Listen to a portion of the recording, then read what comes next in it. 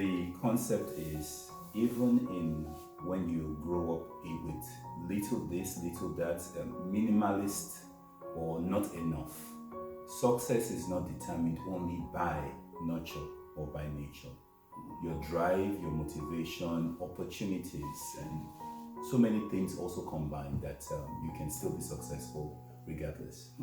What was helpful for me was being able to have a goal bigger than my next exam, bigger than my next degree, having a goal that is forward looking and greater than just the next day. And so it gave me, even in failure, being able to see beyond the failure to the next potential success. We live in Portland, Oregon. One analogy that I like to use is it's cloudy and rainy for a long time. It doesn't mean the sun is not behind that cloud. So even when you face opposition, failure, knowing that the sun is still shining, it's still behind the cloud. If I can just get through this period, that would be great. The way I look at it is, if you are too satisfied with today's small chops, you will miss out on tomorrow's banquet. Right.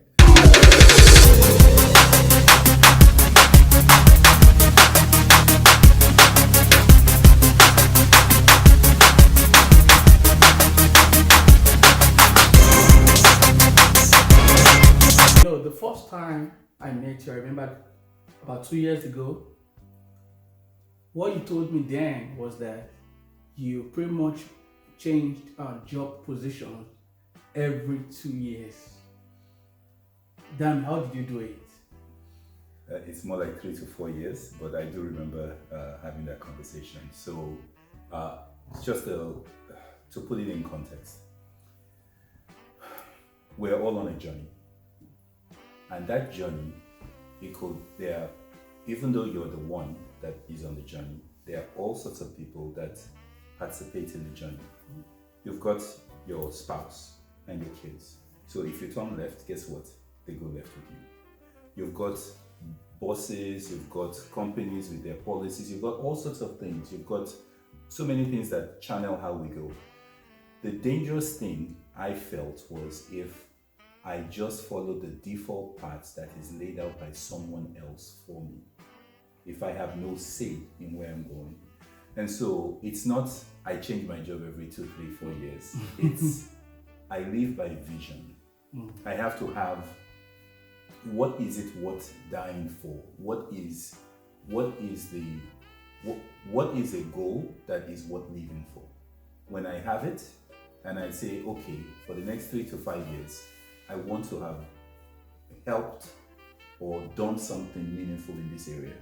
Then I look at what I'm doing today. If it is lined up with it, great, I'll continue. But many times it's not. And so you say, hey, I can continue doing this and regret not doing that. Or I can shift a little, still do some of what I'm doing, but realign it. So the other thing that I've done, so that is a little bit beyond work, the example I used. But within work, I ask myself, what are the skill sets I want to develop over time? And I have to evaluate honestly and say, okay, am I now an expert in this area, or do I just know enough? If I get to expertise, why am I still doing that? The next question is, so what else do I want to grow in? And so I tend to change roles because I like a good challenge. Very good, very good, very good, very good. So what experience would you say has helped to shape your professional experience? No man is an island. And the reason I say that is when I think about how many people have poured into my life and helped me become a better person, the list is endless. And so what I tend to tell people is I give them, it's easy to give something in threes. It's easier to remember. It's not too many. It's not singular, meaning it doesn't fit anybody. And so there are 3 things I'd say about the subject of mentorship. I've been mentored by so many people. positively mentored. I've even been negatively mentored. Meaning you learn what not to do from the person, right? I am yet to meet someone that I can learn something from. Okay, and so I say 3 things about mentorship. Number 1, you need lots of mentors. Everyone needs lots of mentors. Your life and your perspective is only enriched by being able to see from so many different perspectives. Number 2, you need a diversity of mentors. If all your mentors look like you,